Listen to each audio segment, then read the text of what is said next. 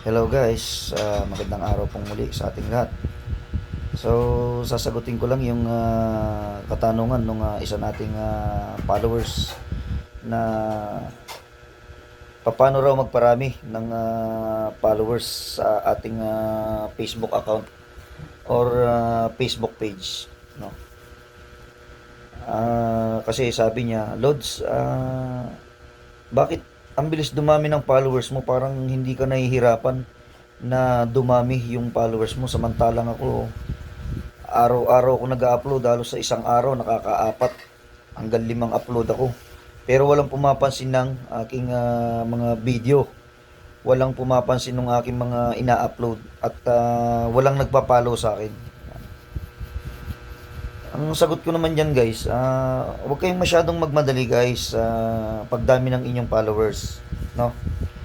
Ang importante kasi dyan guys, lahat ng ina-upload natin, pinag-iisipan muna nating mabuti yan. Kung ito ba ay engagement, makakahatak ng viewers para madagdagan ng ating followers. Yan.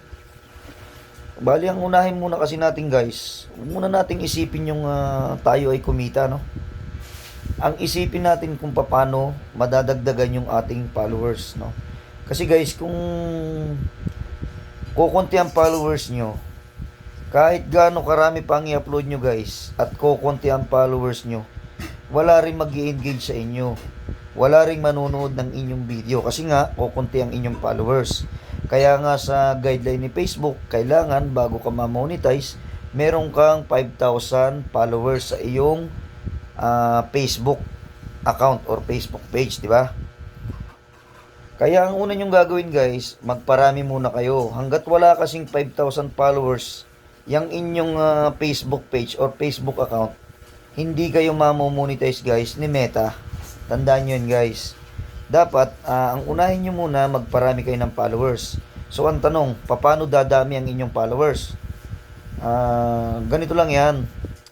Mag-upload lang kayo na mag-upload ng mga nakatutuwang video, sariling video nyo, yung hindi kayo makaka-copyright. At gumawa din kayo ng mga engaging na video. Mag-upload kayo ng mga photos, yung nakaka-attract sa mga nanonood. Para pag na-attract sila, nagustuhan yung video ninyo or yung in-upload ninyo picture, mapapalike sila sa inyo. And then, pagka palagi nilang nakikita yung mga upload mong video na maganda, yan, doon na sila magsisimula na mag-follow sa'yo. Yan. At saka isa pa guys, kailangan din kasi mapansin yung inyong video ni algorithm. Si algorithm guys, yan yung system na nagsisiwalat sa mga viewers, yan, ng ating mga ginagawang video. Once na napansin ni algorithm yung ina-upload natin video, yan yung magkakalat sa lahat ng viewers sa Facebook para mapansin ang inyong content, ang inyong vlog or ang inyong video or picture. Yan. Once na yan ay kumalat guys, marami makakapanood, marami magla-like, marami mag-a-add, marami magpa-follow sa inyo guys. Ganyan din ang una kong ginawa guys. Nagparami muna ako ng followers. Hindi ko muna inisip guys yung kumita ng pera sa Facebook, dyan sa Reels na yan or sa long form video. Yan. Darating din tayo dyan guys. Once na na-reach natin yung nakuha natin yung 5,000 followers, dyan na tayo mag-uumpisa na lumaki ang ating followers and friends. Yan. At dapat lagi tayo nag-engage, kakilala man natin o hindi. Yan. At isa pang tip, dapat para madali kayo makilala, lagi kayo mag-engage sa mga big content creator na kapares ko, marami na akong followers, may mga ina-upload akong video. I-share nyo guys yung mga video noong mga big content creator. Kasi yun, maraming views yun. Pag yun ay i-share ninyo, mapapansin din kayo noong mga tao makakapanood na yun. Kasi ang una nilang titignan, sino ba nag-share nito? Yan. Yan ang isa sa sikreto guys. Dapat, hindi lang yung basta nanonood kayo. Kung nagustuhan nyo yung mga video na napanood ninyo, i-share ninyo. I-like ninyo, i-follow ninyo. Yan. Yan ang umpisa guys. Kasi yung iba, ang gusto lang, sila lang ang i-follow. Sila lang ang i-add. Hindi ganun. Dapat give and take. Kasi ako guys, dumaan din ako sa ganyan. Yung nagpa-follow din ako ng mga hindi ko mga kilala. Nag-a-add din ako ng mga hindi ko kilala. Kasi nga sa Facebook, ang kailangan natin maraming friends, maraming followers. Hindi natin kailangan na tayo ay magmalaki sa kanila. Kasi pare-pareho natin kailangan ng isa't isa. Yan. Kung tayo ay magtutulungan, tutulungan natin ang isa't isa, lahat tayo aangat guys. Yan ang tatandaan ninyo. Yan.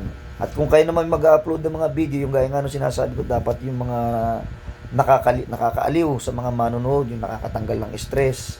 Kahit sa mga pictures, sa mga photos, tulad ko, mapag-upload ako ng mga pictures na nakakatuwa, mga videos na nakakatuwa, yun nagpapasaya sa tao. Yan ang sekreto guys, para dumami ang inyong followers. Kasi ganyan din yun sa akin. Yan. Yan lang ang sekreto guys. At doon po sa nagtanong kung paano daw ang dumami ang followers, ito panoorin mo itong shinare ko na video na ito. At sana doon sa mga nagsisimula pa lamang sa kanilang Facebook, pag-aralin nyo muna mabuti bago kayo mag-upload kung yun ay engagement o hindi. At saka ang sekreto guys, dapat lagi kayo masipag, huwag kayo tatamarin. Yan. Ganun lang naman ang sekreto. Kailangan na laging upload kayo ng upload ng mga video ninyo para mapansin kayo ng ibang mga content creator. So yun lang muna guys ang may share ko sa inyo sa video na to. Sana meron kayo natutunan, may kunti kayo natutunan sa share ko. Sa susunod may share pa rin ako sa inyo pagka may bakanti tayong oras. Yan. At shoutout po sa lahat ng mga bagong followers ko dito sa aking Facebook account. Yan. At pag may pagkakataon tayo, iisa-isahin ko kayo na i-shoutout. Alright, at magandang gabi po sa inyong lahat.